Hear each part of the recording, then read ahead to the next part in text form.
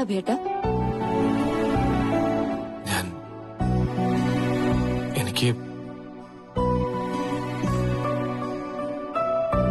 എനിക്ക് നിന്നോടൊരു കാര്യം പറയാനുണ്ട്.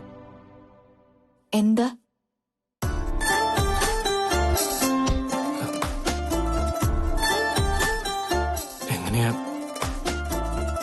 എങ്ങനെയാ ഇതൊക്കെ പറയാന്നറിയില്ല.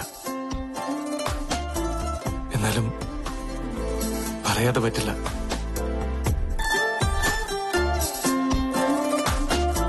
എനിക്ക് നിന്നെ വലിയ ഇഷ്ടമാ. എന്താ? അത് പിന്നെ ഐ ലവ് യു.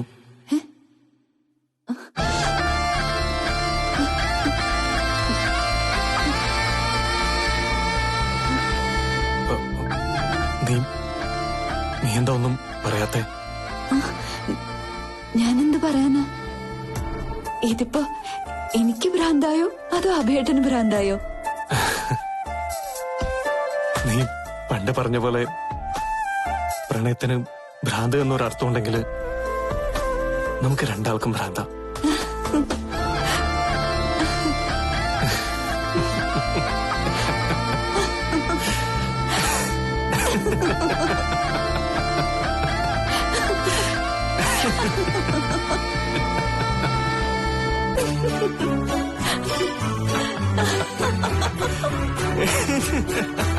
സാർ,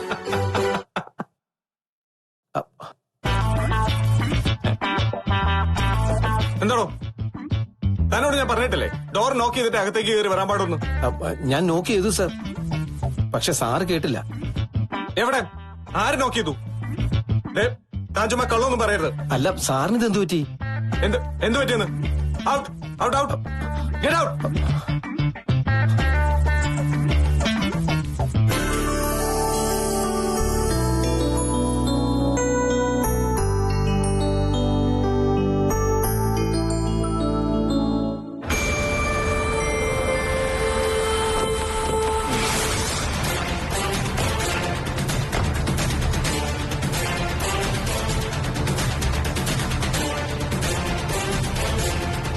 ആ, അങ്ങോട്ട് ഓടിച്ചോ. എന്ത്? എതിയേട്ടാ, എതിയേട്ടാ വരുന്നു. എന്താ പറയൂ? എന്താ സാർ? കണ്ടില്ലേ ജപ്തി നോട്ടീസ്?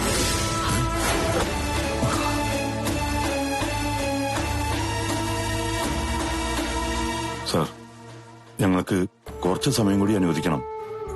ഒരു 5-6 മാസത്തിനകം ഞങ്ങൾ എങ്ങനെയെങ്കിലും. അല്ല, കുറച്ചാളായിട്ട് നിങ്ങൾ ഇത് തന്നെയല്ലേ പറയുന്നത്? ഇനി ഞങ്ങൾക്കൊരു നടപടി എടുക്കാതിരിക്കാൻ പറ്റില്ല. നിയമം വിട്ട് ഒരു ഔദാര്യം നിങ്ങൾ പ്രതീക്ഷിക്കണ്ട. 27-ാം തീയതി ലാസ്റ്റ് ഡേറ്റ്. അതിനു മുമ്പ് വല്ലതും ചെയ്യാൻ നോക്കൂ, അല്ലെങ്കിൽ വീടും പറമ്പും ബാങ്കും കൊണ്ടുപോകും. സാർ,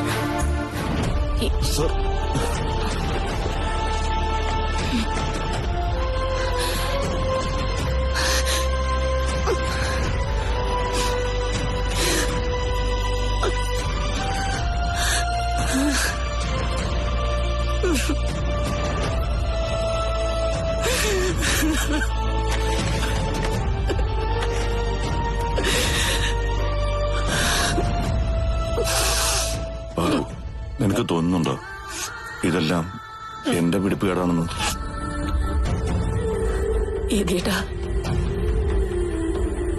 കരയാതെ. ദൈവം നമ്മളെ കൈവിടില്ല പാറു. ഈ വരുന്ന 27 പറയുമ്പോ ഇനിയിപ്പോ 2 ആഴ്ചയല്ലേ ഉള്ളൂ. അതിനുള്ളിൽ നമ്മൾ എങ്ങനെയാ എതിയേട്ടാ? ലോൺ മുടങ്ങിയതുകൊണ്ട് ഇനി ബാങ്ക് വായ്പ എടുക്കുന്ന കാര്യം പ്രതീക്ഷിക്കണ്ട. പിന്നെ ബ്ലേഡുകാരും സഹായിക്കാൻ വഴിയില്ല. വാങ്ങിച്ചു തന്നെ കൊടുത്തു തീർത്തിട്ടില്ല. ഇനി നമ്മൾ എന്ത് ചെയ്തേട്ടാ? കേറിക്കിടക്കാൻ ആകെയുള്ളൊരു കൂര. ഇതും കൂടി പോയാ പോയില്ല. പോവാൻ ഞാൻ സമ്മതിക്കില്ല പാറു. മരിക്കുവോളം നീയും ഞാനും പുത്തം വീട്ടിൽ തന്നെയായിരിക്കും.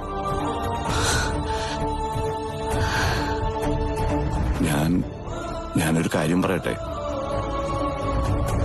നമുക്ക് കുറച്ച് കാശ് രാജശേഖര സാറിനോട് കൈവായ്പ ചോദിച്ചാലോ?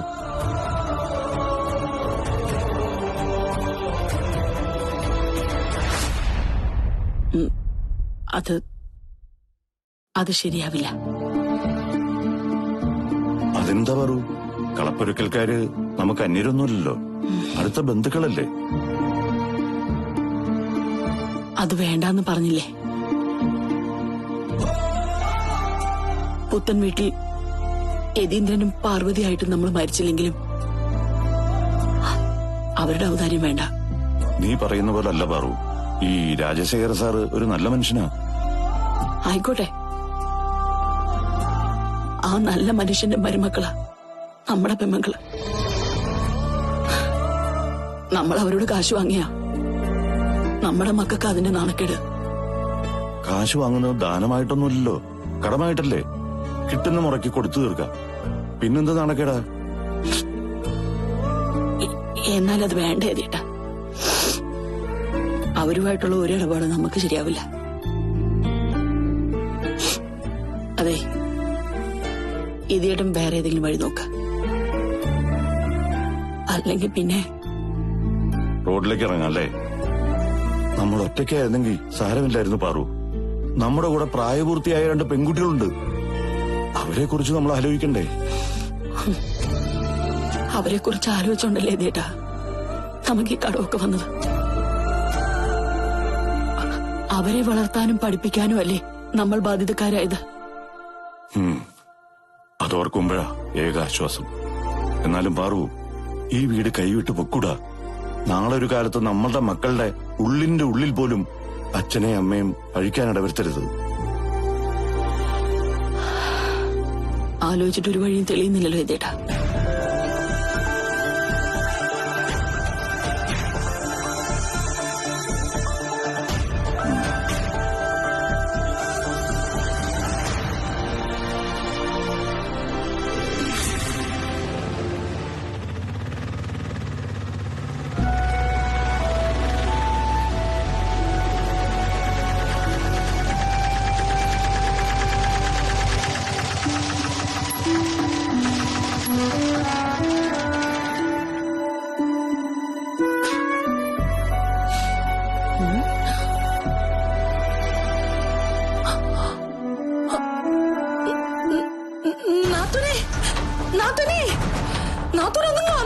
എന്താ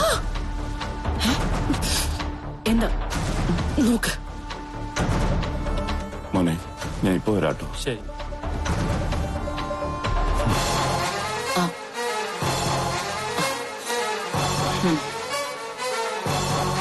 ചെല്ല്. അല്ല, ഇതാര്? യതീന്ദ്രനോ? വാവാ. എന്താ പാർവതി കൊണ്ടുവരാത്തെ? അവള് വന്നില്ല, കുറച്ച് തിരക്കുണ്ടായിരുന്നേ. പൂക്കച്ചവടത്തിന് തിരക്കായിരിക്കല്ലേ? വന്ന കല്ല് നിക്കാതെ അകത്തേക്ക് വരൂ.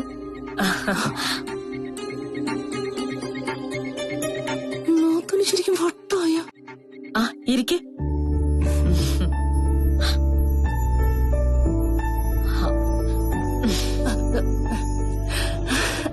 അല്ല, കണ്ട കാലം മുതൽ ചോദിക്കണമെന്ന് വിചാരിച്ചതാ. ഈ ബോട്ട് കണ്ടക്ടർമാർക്കൊക്കെ എന്തോ ശമ്പളം കിട്ടും? അങ്ങനെയൊന്നുമില്ല, ജീവിച്ചു പോവാം. ഇവിടെ ആയതുകൊണ്ട് സാരമില്ല. റേഷൻ കാർഡിലെ യെല്ലോ കാർഡുകാർക്കേ എല്ലാം ഫുള്ള് ഫ്രീ അല്ലേ?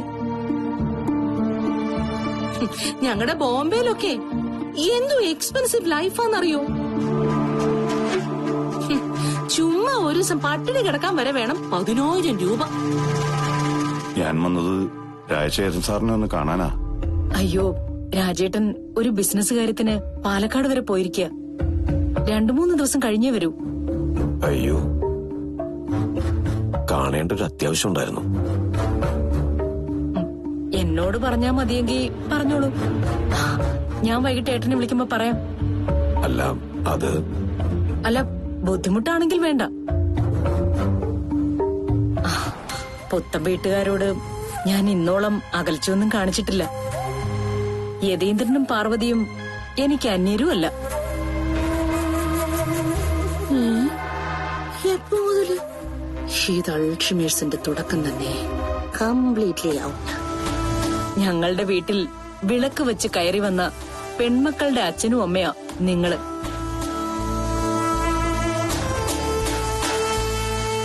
പിന്നെ പാർവതിക്കെന്തോ എന്നോടൊരകൽച്ചയുണ്ട്. അതേ അകൽച്ച ചില സമയത്ത് സംയുക്തയും കാണിക്കാറുണ്ട്. പക്ഷെ ഞാനത് കാര്യമാക്കാറില്ല. കല്യാണക്കാര്യത്തിൽ തുടക്കത്തിൽ എനിക്ക് കുറച്ച് എതിർപ്പുണ്ടായിരുന്നു എന്നുള്ളത് സത്യമാ. അത് പിന്നെ യതീന്ദ്രൻ എന്റെ ഭാഗത്ത് നിന്നൊന്ന് ചിന്തിച്ചു നോക്കിയാൽ എന്റെ ശരി ബോധ്യപ്പെടും. നമ്മുടെ മക്കളുടെ കാര്യത്തിൽ നമുക്കും ഉണ്ടാവില്ലേ ചില സ്വപ്നങ്ങൾ. ആദ്യം ഈ ബന്ധം അംഗീകരിക്കാൻ എന്റെ മനസ്സ് അനുവദിച്ചില്ല. എന്നുവെച്ച് ഞാൻ ആജന്മ ശത്രുവൊന്നും അല്ലല്ലോ, ഒരമ്മയല്ലേ. അയ്യോ, ഞാൻ ശരണങ്ങളെ പറ്റി അങ്ങനെ തെറ്റായി വിചാരിച്ചിട്ടൊന്നുമില്ല. യതീന്ദ്രന്റെ കാര്യം ഞാൻ പറഞ്ഞില്ലല്ലോ. നിങ്ങളൊരു നല്ല മനുഷ്യനാണെന്ന് എനിക്കറിയാം.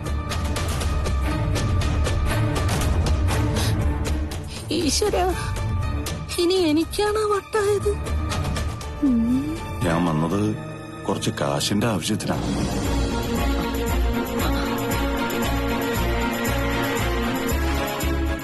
ബാങ്കില് ഒരു 5 ലക്ഷം രൂപയുടെ കടമുണ്ടായി. വീട് വെച്ചിരുന്നത് വീടാ. ഇപ്പോ ജപ്തി വന്നിരിക്കുന്നു. 27-ാം തീയതിക്ക് മുമ്പ് പണം അടച്ചില്ലെങ്കിൽ വീട് അവര് ജപ്തി ചെയ്യും. വൈകിട്ട് രാജശേഖരൻ സാറിനെ വിളിക്കുമ്പോ ഒന്ന് പറഞ്ഞ ഉപകാരമായിരുന്നു. കടമായിട്ട് തന്നാ മതി, ഞാൻ കുറച്ചായിട്ട് അടച്ചു തീർത്തോളാം. ഇതിപ്പോ ഞാൻ രാജേട്ടനോട് പറയില്ല.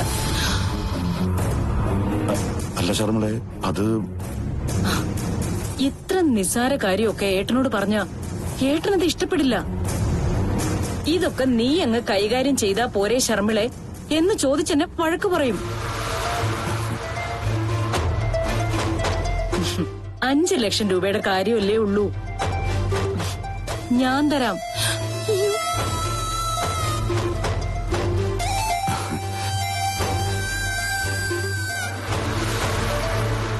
ഇത് മുഴുത്ത വട്ട് തന്നെ. എനിക്കിത് വിശ്വസിക്കാൻ പറ്റുന്നില്ല ശർമ്മളെ. ഈ ഒരു ഔദാര്യത്തിന് ഞാൻ എങ്ങനെയാ? ഔദാര്യം അല്ലേ യതീന്ദ്ര, സ്നേഹം, ഇഷ്ടം, അങ്ങനെ കരുതിയാ മതി. നാത്തും പോയി ഒരു ചായ ഇട്. നാത്തുനെ പോയി ചായ ഇടാൻ. ഇപ്പൊ ചായ ഒന്നും വേണ്ട ശർമ്മളെ. അയ്യോ, അത് പറ്റില്ല. ചായ കുടിച്ചിട്ടേ യതീന്ദ്രനെ ഞാൻ വിടൂ. പോയി ചായ ഇട് നാത്തുനെ.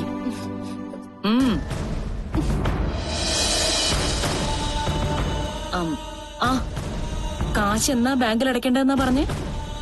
27-ാം തീയതിക്ക് മുമ്പ്. അത്രയും വൈകിക്കണ്ട, പണം ഞാൻ ഇപ്പൊ തന്നെ തരാം. ഇന്നോ നാളെയോ സൗകര്യം പോലെ അടച്ചോളൂ. ഓ, ഒരു വെറും നന്ദി പറഞ്ഞ് ഈ ഉപകാരത്തിന്റെ വില ഞാൻ കളയുന്നില്ല. കാശ് ഞാൻ എത്രയും പെട്ടെന്ന് തിരിച്ചു തന്നോളാം. സാവകാശം മതി. ഇനി അഥവാ തിരിച്ചു തന്നില്ലെങ്കിലും കുഴപ്പമില്ല. ഒരത്യാവശ്യം വരുമ്പോഴല്ലേ ബന്ധുക്കള് സഹായിക്കേണ്ടത്.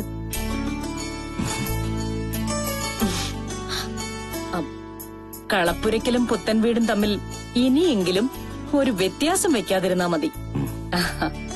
ഞാൻ പോയി എടുത്തിട്ട് വരാം.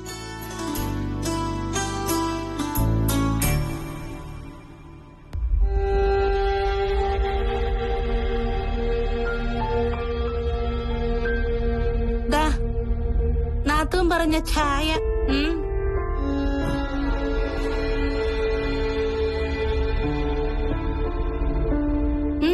കോളടിച്ചല്ലോ. 5 ലക്ഷം രൂപ ഒപ്പിച്ചില്ലേ? പോയ ഒരു വാക്ക്, കിട്ടിയ ഒരു ആന അല്ലേ? നല്ല പോളിസി. കുടിക്ക്.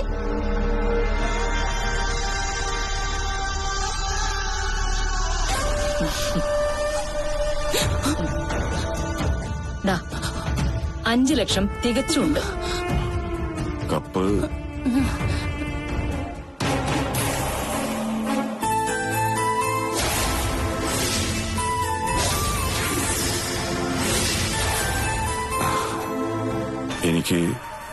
എനിക്ക് ചെറിയൊരു റിക്വസ്റ്റ് ഉണ്ട്. കാശ് ഞാൻ ഇവിടുന്നാ വാങ്ങിയെന്ന് തൽക്കാലം പാറു അറിയണ്ട. ഒന്നും ഉണ്ടായിട്ടല്ല, അവളൊരു ഇത്തിരി ദുരഭിമാനിയാ. പതിയെ ഞാൻ കാര്യങ്ങൾ പറഞ്ഞ് മനസ്സിലായിക്കോളാം. സമ്മതിച്ചു. അതും സമ്മതിച്ച. ഇത് വെറും വട്ടല്ല, നല്ല ചൈനീസ് വട്ട. എന്നാ ഞാൻ ഇറങ്ങട്ടെ. ശരി.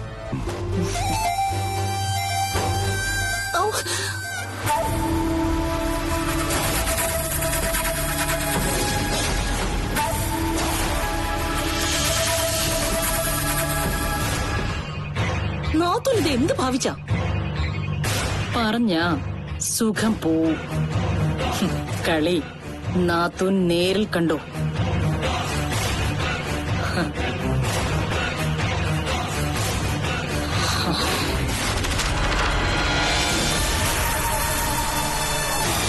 പൊന്നുപോലെ ഞാൻ വളർത്തിക്കൊണ്ടുവന്ന എന്റെ പിള്ളേരെ നിങ്ങളെ വിശ്വസിച്ച് ഞാൻ ഇങ്ങോട്ട് പറഞ്ഞയച്ചത്.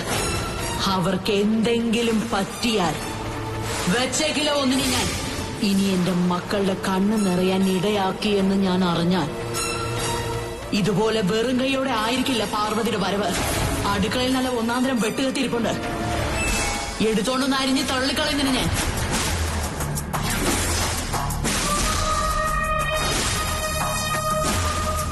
ഒരിക്കൽ കൂടി എനിക്ക് ഈ കാലൊന്ന് പിടിക്കണം. തൊട്ടു തൊഴുത് അനുഗ്രഹം വാങ്ങാനല്ല, വലിച്ചു വാരിക്കീറി നിലത്തൊടിക്കാൻ.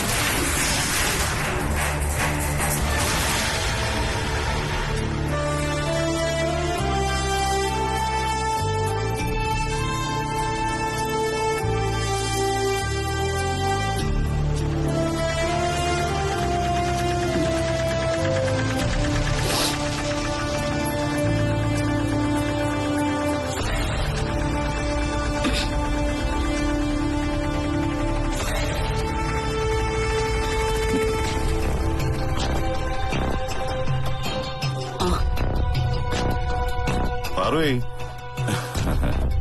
ദൈവം നമ്മളെ കൈവിടില്ല പാറു. ദാ പണം കിട്ടി, 5 ലക്ഷം തികച്ചുകൊണ്ട്. ഇതെവിടുന്നാ ഇതേട്ടാ? എന്റെ ഒരു കൂട്ടുകാരൻ സഹായിച്ചതാ.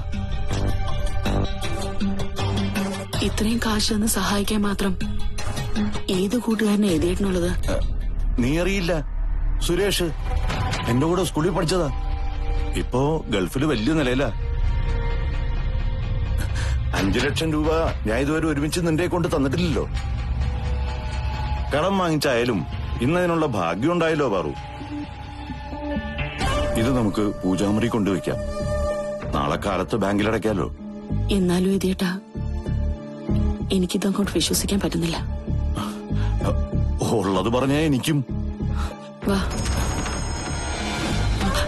അയ്യോ, പൂക്കടന്ന് സുനിലായിരിക്കും. നാളത്തേക്ക് 25 മുഴം മുല്ലപ്പൂവിന് ഓർഡർ ഉണ്ടായിരുന്നു. ഞാൻ എടുക്കട്ടെ.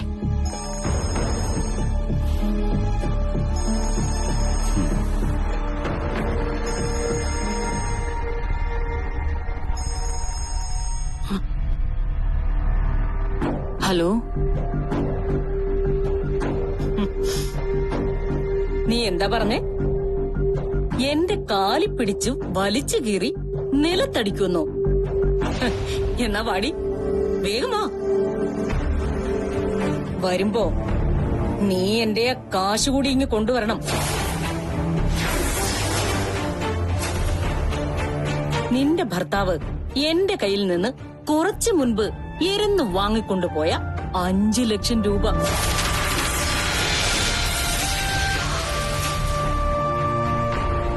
എന്താടി, എന്താ നീ ഒന്നും മിണ്ടാത്തെ? നിനക്ക് മിണ്ടാൻ പറ്റില്ലെന്ന് എനിക്കറിയാം. നീ ഇപ്പോ എനിക്ക് കടക്കാരി അടി, എന്റെ അടിമ.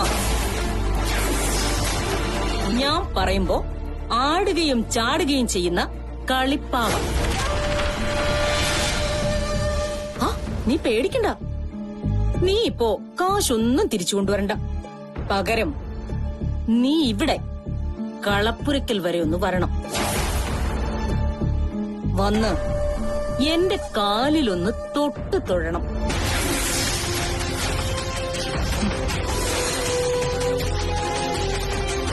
എന്താ വരില്ലേ? എന്താടി എന്താന്നും മിണ്ടാത്തത്?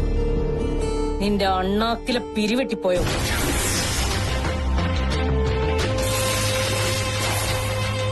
വരാം,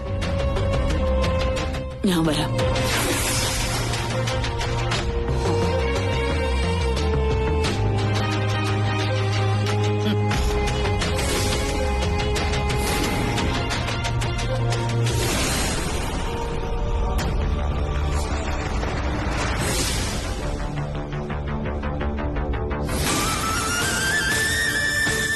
ഈശ്വര ക്ഷമിക്കണേ. ജീവിതത്തിൽ ആദ്യമായിട്ടാ ഞാൻ എന്റെ പാറുവിനോട് കള്ളം പറയുന്നത്. പിന്നെ ഞാൻ എന്താ വേണ്ടത്? കളപ്പൊരിക്കൽക്കാരോട് കാശ് ചോദിക്കരുതെന്ന് അവള് പറഞ്ഞതല്ലേ? ചെറിയ കാര്യമാണെങ്കിലും ഞാൻ അവളുടെ വാക്ക് തെറ്റിച്ചു എന്ന് പറയുമ്പോ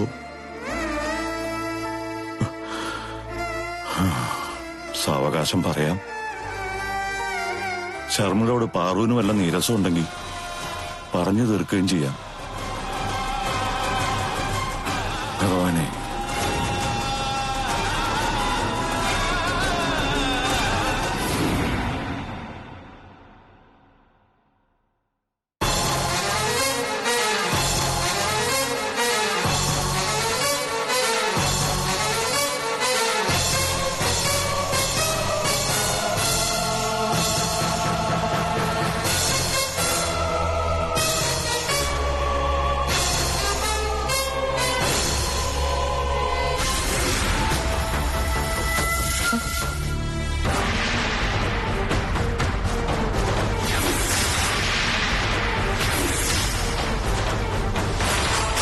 ഓഹോ, ഇത്ര പെട്ടെന്നെത്തിയോ? നന്നായി, വളരെ നന്നായി. വന്നട്ടെ.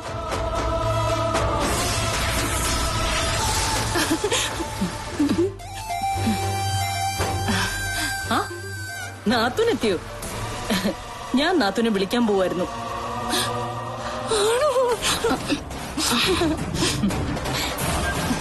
ഈ മനോഹര കാഴ്ചയ്ക്ക് ഞാനൊരു സാക്ഷി അന്വേഷിക്കായിരുന്നു. ഏതായാലും കൃത്യസമയത്ത് നാത്തും വന്നല്ലോ. വാ വാ.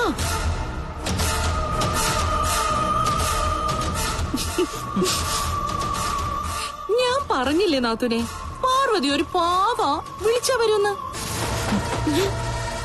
അപ്പൊ പിന്നെ നമുക്ക് ആ ചടങ്ങ് നടത്താം അല്ലേ? എന്താ?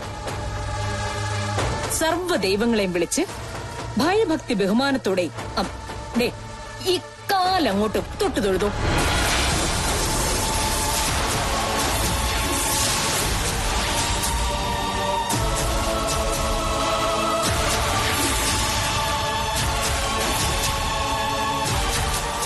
എന്നാ പെമ്പറന്നവരെ നോക്കി നിൽക്കുന്നേ? കാല് പിടിക്കേ. എനിക്ക് കോൾ ഷീറ്റ് വളരെ കുറവാ. അപ്പുറത്ത് 100 കൂട്ടം പണി കിടപ്പുണ്ട്. പെട്ടെന്നാവട്ടെ. പിടിച്ചോ.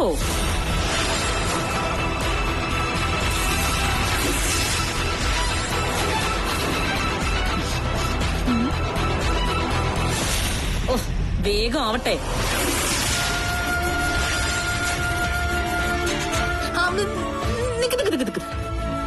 മുമ്പ് വന്നു പോയപ്പോ പാർവതി കൊച്ചമ്മ ഏതാണ്ട് പറഞ്ഞിരുന്നല്ലോ.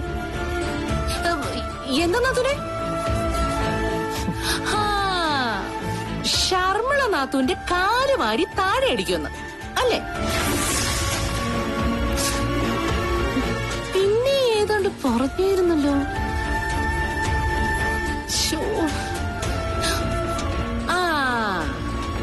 നിങ്ങളുടെ ഭീഷണി എനിക്കും ബാധകമാണെന്ന്, ശരിയല്ലേ? നീ എന്താടി മൗനവ്രതത്തിലാണോ? അതോ ആത്മാഭിമാനം കൊണ്ട് നിന്റെ നാവ് ഉറങ്ങിപ്പോയോ?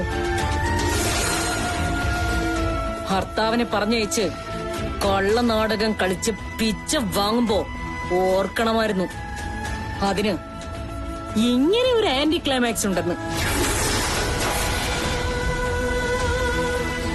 നീ എന്താടി ഞങ്ങളെ പറ്റി വിചാരിച്ചത്? ഞാനും എന്റെ നാത്തൂനൊക്കെ പൊട്ടികളാണോ?